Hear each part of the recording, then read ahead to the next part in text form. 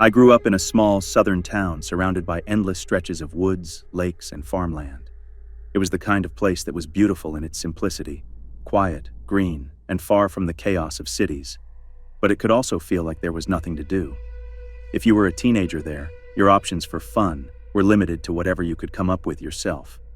There were no clubs, no real nightlife, and the same handful of restaurants and gas stations you'd already spent 100 nights at. Most evenings were spent trying to invent something that felt exciting, even if it usually ended up being just another drive down the same old back roads. Back then, one of my favorite things to do when I couldn't sleep was go cruising at night. I'd fill my tank, grab a drink, maybe a cigarillo, and drive aimlessly through those long, empty country roads while music played loud enough to drown out my thoughts. It was something peaceful about being out there alone, headlights cutting through the dark, not another car in sight, just you and miles of asphalt. Those roads had a certain mood at that hour, not quite threatening, but quiet enough to feel like you weren't supposed to be there. One summer night, around July or August, I decided to go for one of those drives. The air was cool, the sky was clear, and it felt like the perfect night for it. I didn't have anywhere specific in mind, so I started heading toward a park I used to visit sometimes. It sat at the very end of a long, straight road that cut through miles of fields and forest. During the day, it was a nice, scenic drive. At night, it was something else entirely. The further you went, the fewer houses you saw until it was just road, trees, and open land on either side. The park itself wasn't much, just trails, a few picnic areas, and a looped road that circled around before connecting back to the main one. No lights, no campsites, no people. By the time I got there, it was past 3 a.m., and I didn't expect to see a soul. I drove the loop slowly, letting the headlights sweep across the tall grass and trees. The air smelled like rain, and I remembered there'd been a bad storm the night before, strong enough that my family had taken shelter because a tornado warning had gone off. Sure enough, near the end of the loop, I came across a fallen tree blocking the exit. It wasn't huge, but big enough that I knew my car wouldn't make it over. My first thought was to just turn around and go back the way I came. But since the road looped one way and was narrow, that meant backing up a long stretch in the dark. Not something I wanted to risk doing half asleep. So instead, I decided to pull off slightly into the grassy area beside me, reverse, and make a tight turn to get back onto the road. It seemed simple enough in my head. What I didn't think about was how soaked the ground still was from that storm. As soon as I tried to drive forward again, my tires spun uselessly in the mud. I tried rocking it back and forth, but all that did was dig me in deeper. Before long, my back tires were half buried, and the car wasn't going anywhere. Frustrated, I took out my phone and was relieved to see I still had a signal. I called my parents, explained the situation, and they agreed to send for a tow truck. They weren't exactly thrilled to be woken up at that hour, but they said they'd handle it. Since I was about 45 minutes from home, I knew I'd be waiting a while. I locked my doors, put my seat back, and tried to relax with the radio on low. After a few minutes, I noticed something in the field just beyond the road. My headlights were hitting dozens of eyes reflecting back at me. At first I thought I was imagining it, but then I realized they were deer, a whole field of them. There had to be at least 30 or 40 scattered across the grass. Some stood still, others grazed. It was eerie, but also kind of beautiful in a strange way. The reflections of their eyes shimmered when they moved their heads, like little lights flickering in the dark. I sat there watching them for a bit before losing interest and going back to scrolling through my phone. 15 minutes later, my parents called again to say the tow truck was on its way, but it'd be another hour or more before he got there. Not exactly great news, but at least help was coming. I decided to kill the time by trying to nap. At some point, I dozed off, only to jolt awake with this overwhelming feeling that something was off. It wasn't a sound that woke me. It was more like a shift in the air, the kind of sudden alertness that tells you you're not alone. I sat up fast, eyes scanning outside the windows, but there was nothing. The park was silent. Even the faint hum of the crickets seemed quieter than before. I reached into the glove compartment and found a small pocket knife I kept there, which felt almost ridiculous in my hand but was better than nothing. When I looked back toward the field, All the deer were still there, just like before. That calmed me a little, until I realized they weren't moving this time. Every single one of them was standing perfectly still, all facing the same direction toward the tree line. It was such an unnatural sight that it froze me in place for a second. I turned on my high beams and stared at the woods, waiting to see what they were looking at. Nothing moved. Not a branch, not a shadow. After what felt like a full minute, I gave a quick honk, thinking maybe it would scare whatever animal they saw. The deer didn't even flinch. It was like they were hypnotized by something out there. Then, all at once, they bolted. Every last one of them turned and sprinted in the opposite direction, vanishing into the dark within seconds. That's when I felt truly alone. I stayed locked in my car, scanning the edges of the field, waiting for something to emerge. I didn't see anything, but I couldn't shake the feeling that whatever had scared the deer was still out there, maybe closer than I thought. I sat there gripping that pocket knife, counting the seconds, trying to convince myself it was just a coyote or a bobcat. After what felt like forever, I finally saw headlights in the distance. The tow truck. I can't describe the relief I felt seeing those lights cutting through the dark. When he pulled up beside me, I got out immediately and told him what had just happened. The deer, the feeling, all of it. He brushed it off, said it was probably a wild animal, and that they usually keep their distance. He mentioned he had a shotgun in his truck just in case, but he didn't seem worried. It took him maybe 15 minutes to pull my car out of the mud and move the tree aside enough for us to get by. He told me to follow behind him as we headed back toward the main road. I was beyond ready to leave.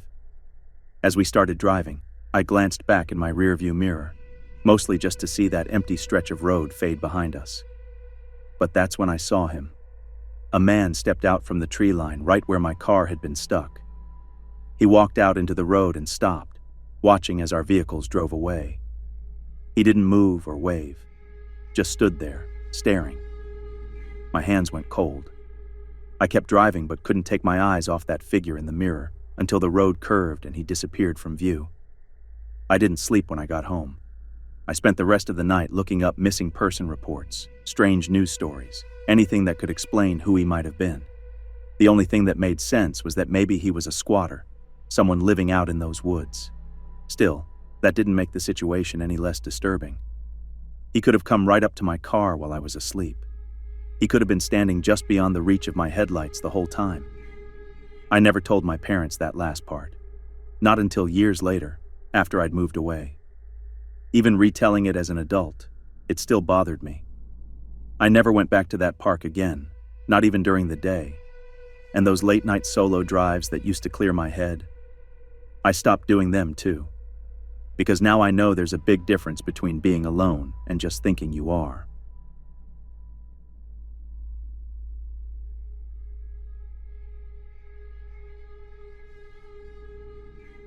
This happened back in 1999 when I was 18, old enough to think I knew everything but still dumb enough to cruise around aimlessly at night for fun.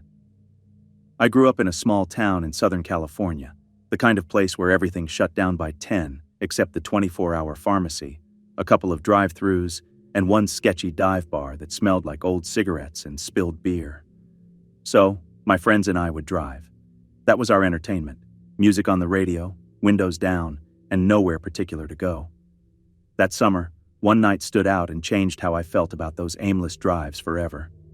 My friend Shauna and I had been doing our usual loop, around the main part of town, past the high school, and back toward the freeway. It was late, probably close to 11. We decided to do one last loop before calling it a night. At a red light, a car pulled up next to us, a couple of guys inside. I didn't think much of it until Shauna elbowed me and whispered that the passenger was checking me out. I glanced over. Quick look, nothing serious. And sure enough, he was. I gave him a small, polite smile, then looked away and drove off when the light turned green. They followed behind us, not tailgating, just keeping pace. Shauna kept glancing in the mirror, half laughing, half curious, telling me to slow down so she could see them better. I wasn't interested in turning it into some late-night flirt chase, so I just kept driving normally. At the next light, their car pulled up to our right this time.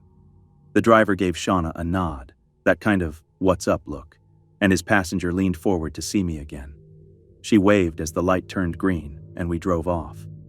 By the next intersection, they'd caught up again, this time pulling into the lane beside us and yelling something out their window, motioning for us to follow them.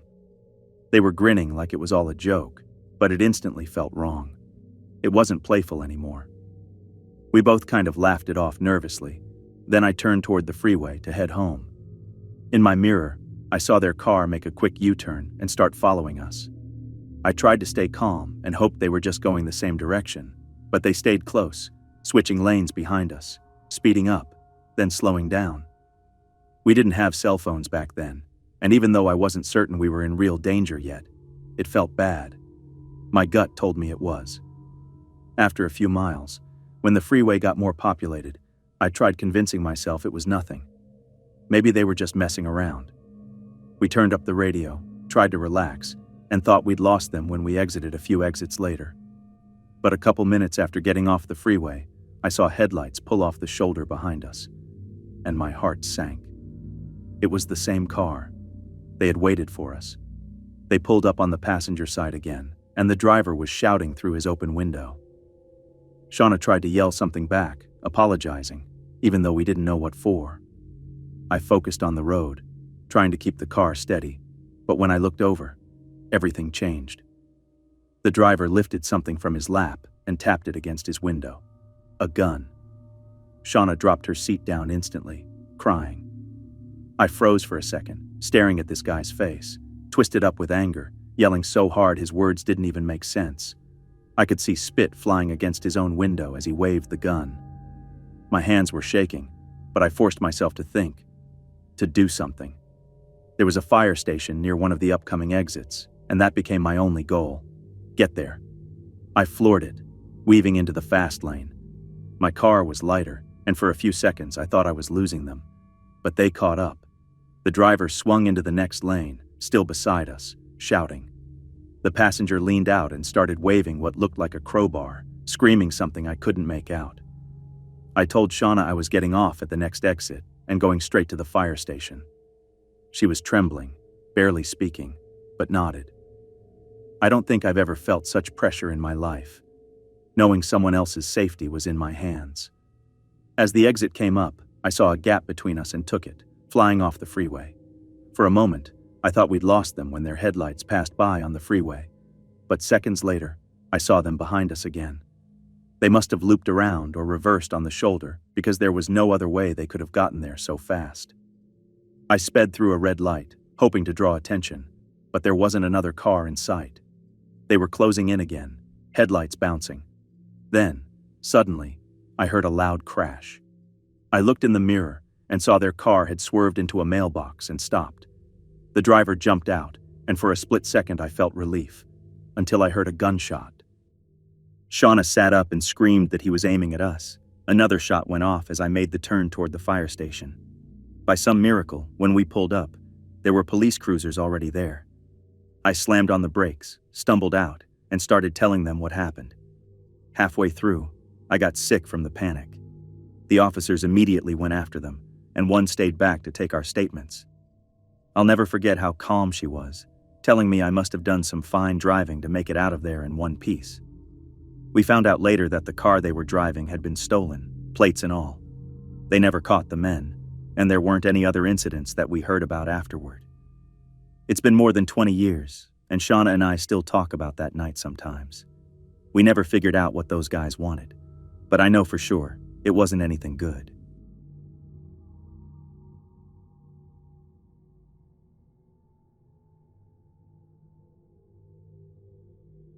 I've always had a strange fear of the night. Not just the dark itself, but the hours when everything quiets down and you realize how empty the world can feel. As a kid, I used to imagine all kinds of things waking up when the rest of us were asleep. My parents would laugh it off, saying I just had an overactive imagination. But deep down I always felt there was something about nighttime that wasn't meant for people to be out in. For most of my life, it was just a childish feeling I carried around for no real reason, until one night, that gave me an experience I'll never forget. It was early November of 2004. A buddy of mine had gotten tickets to a late baseball game, so I tagged along. The game went into extra innings, and by the time we left the stadium, it was past 1 a.m. I dropped him off, said goodnight, and started the drive back to my house, tired but relaxed. The streets were empty, not a single car in sight. Just a few blocks from home, I hit a red light at a T intersection. I had to turn left to get onto my street. It was one of those lights that seem broken, staying red forever until you're seconds from running it out of frustration. I thought about just going through it, but earlier that week, I'd heard that quote, "Character is what you do when no one's watching." For some reason, that stuck with me. So I figured, fine, I'll wait. As I came to a stop, feeling oddly proud of my decision, I glanced to my left and noticed a woman sitting alone on the bus bench. There wasn't another soul around. The moment our eyes met, I looked away, pretending to check the light, but I could already sense movement out of the corner of my eye. She was getting up. I looked back, hoping I was wrong, but she was already walking toward my car. She had a bag with her, clutched tight against her chest. Instinct kicked in. I made sure my doors were locked and my windows were all the way up. My heart started beating faster, not because she looked threatening exactly, but because something about the situation felt off. She reached my window, set her bag down, and began to tap on the glass. It wasn't loud, just steady. I tried to act calm, glancing up at her without making full eye contact. Then she motioned for me to roll my window down. I hesitated. I had power windows, and I was scared of accidentally lowering it too far, so I just barely tapped the button, enough for a tiny crack to appear, no more than a few millimeters. That seemed to be enough for her. She leaned in close and spoke in this flat, monotone voice. She said, "My boyfriend beat me up. I have a friend who lives down the street. Can you give me a ride?" She looked weathered, like someone who'd had a hard life. She could have been anywhere between 25 and 60. Her face was thin and pale, and her eyes seemed distant, like she was reciting the words instead of saying them. There wasn't a hint of emotion behind what she said. It sounded rehearsed. Something about that made me uneasy. I told her I was sorry, but I couldn't give her a ride. She didn't react. She just stared for a second, then leaned in again and said the exact same thing, word for word. "My boyfriend beat me up. I have a friend who lives down the street. Can you give me a ride?" Her tone didn't change. It was like she was stuck on repeat. I tried to stay polite, said I had a curfew and had to get home, and hoped the light would change. Then she leaned in again, even closer this time. She started to repeat her line a third time. "My boyfriend beat me." And that's when the light finally turned green. I didn't waste a second. I eased my foot off the brake and started rolling forward, murmuring an apology as I did. I thought she'd step back. Instead, she just stood there, staring. Then she looked at the green light, back down at me, and leaned in so close I could see the reflection of the light in her eyes.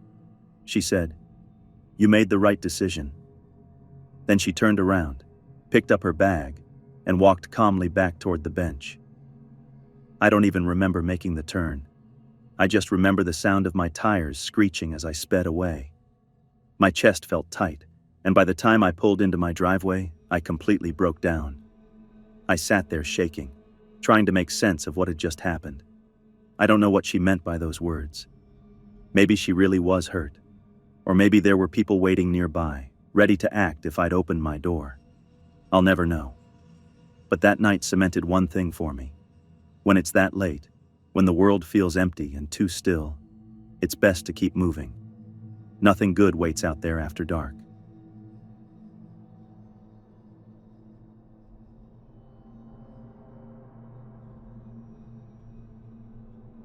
This happened when I was 20, during a weekend home from college. My nephews had spent the whole day with me, and later that night, I was driving them back to my brother's house.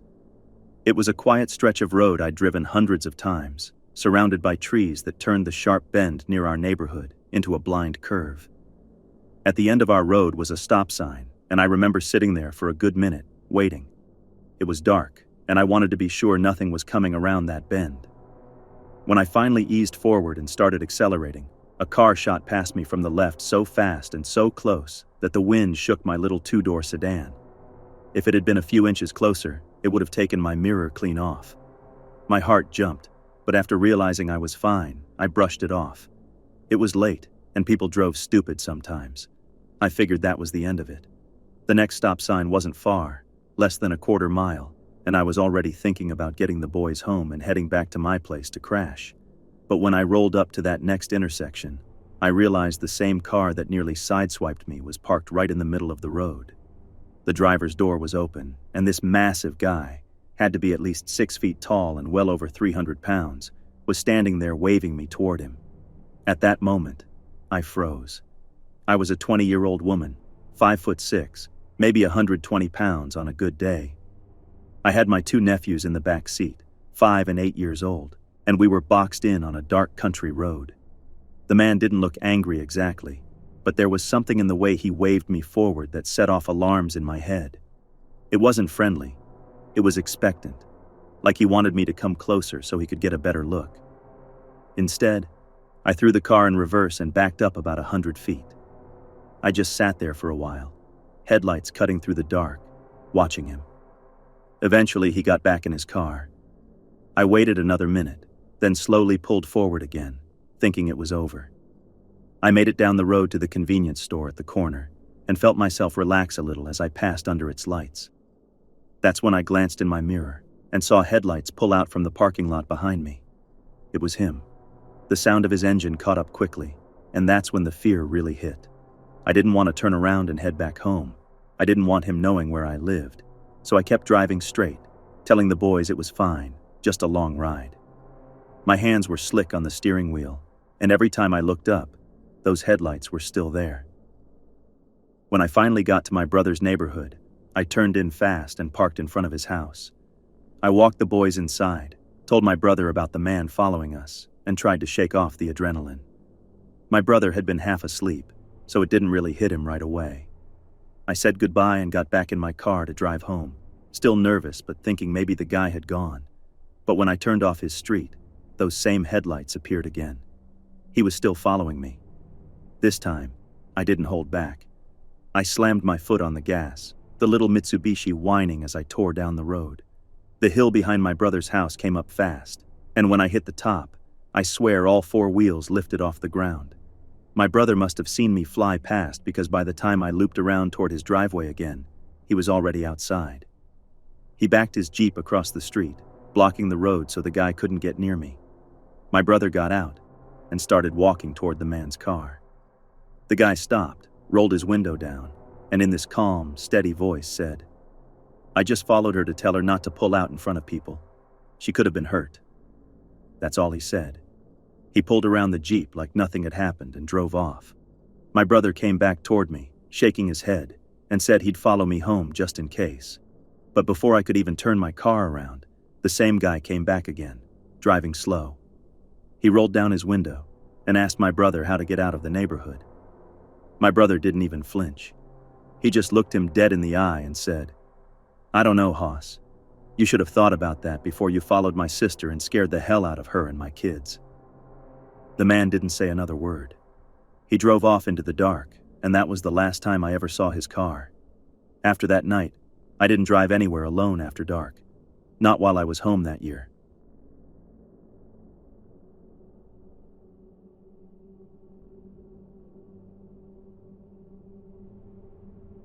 I was 18 and heading home to California for summer break after my sophomore year of college. It was a long 9-hour drive, so I'd packed the essentials: energy drinks, snacks, and a few sodas to keep me awake. I left campus late after dinner with friends and figured I'd drive through the night to make good time. Everything was going smoothly. I was about 3 hours from home, somewhere past Reno on a quiet, empty stretch of highway, when I realized I really needed to pee. All those energy drinks were catching up with me. I mentally kicked myself for not going back when I stopped for gas earlier. A few minutes later, I saw a highway sign for a rest stop and pulled off. There were only 2 other vehicles there, a beat-up sedan and a white Sprinter van parked on the far side. The place was dimly lit, the kind of rest area that looked like it hadn't been maintained in a decade. I jogged into the restroom, took care of business, and was just finishing up when I heard the door creak open. I froze for a second. You could tell from the echo that the restroom was small, and I didn't hear any footsteps except one pair. When I stepped out, there was a guy at the urinal. Average looking, maybe late 30s, wearing oil-stained mechanic coveralls. He caught my eye in the mirror and gave a casual smile. "Hey, you like dogs, man?" he asked, his voice low and rough. It threw me off, but I gave a quick, polite answer. "Yeah, dogs are cool," and turned to leave.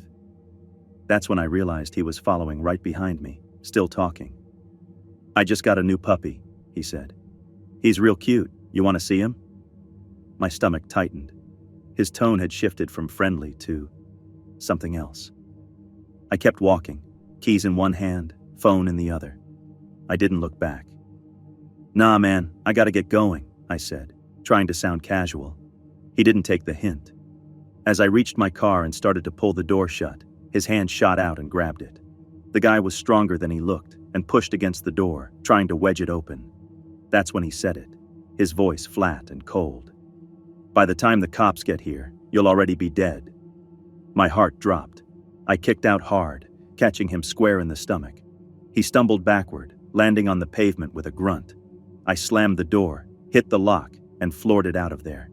In my rearview mirror, I saw him scrambling to his feet and running toward the sedan, but I didn't stick around to see if he got in. I just drove, fast, shaking, and checking the mirror every few seconds for headlights. I didn't calm down until I was home 3 hours later. My dad was still awake, waiting for me. I told him what happened, but he said it was probably best not to call the cops since I hadn't gotten a plate number or anything. Still, the thought of that guy and how close it came to being worse stuck with me. When fall came around, I took an entirely different route back to school, and I haven't stopped at a rest stop since. And whoever that guy was, I hope I never see him, or his so-called puppy, again.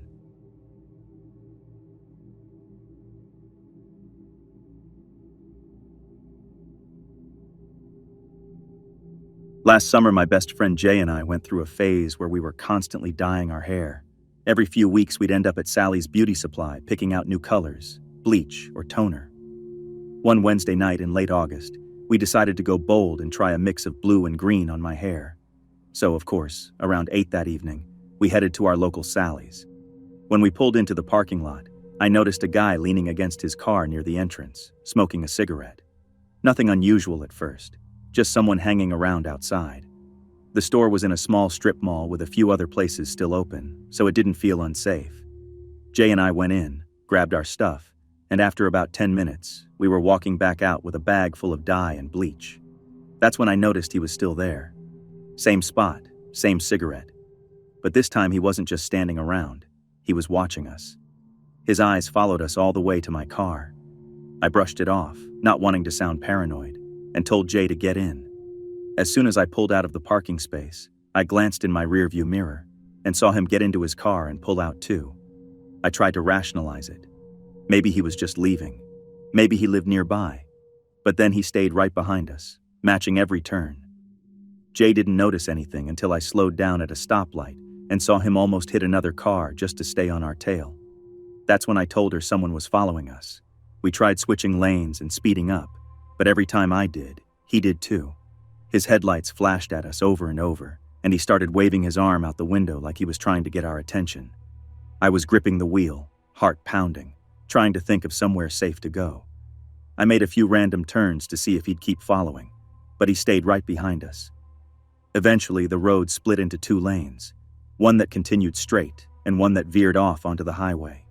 I stayed in the left lane, and he pulled up beside us in the right one, rolling his window down. That's when he started shouting things that made my stomach twist. Filthy, violent things. Stuff no one wants yelled at them, especially from a stranger chasing them down at night. I remember Jay yelling at me to just drive, and I hit the gas, trying not to look at him. We barely made it through a yellow light, but he didn't. The right lane merged straight onto the highway, and when he realized it, he slammed on his brakes, cursing and pounding his steering wheel as he disappeared down the ramp. We pulled into a gas station a few miles later to catch our breath. My hands were shaking so badly I could barely hold my phone. All I could think about was how long he'd been behind us, long enough to see my license plate. It's been months since that night, but I still tense up whenever someone follows too closely behind me on the road. I used to love late-night drives, but now I never go anywhere alone after dark.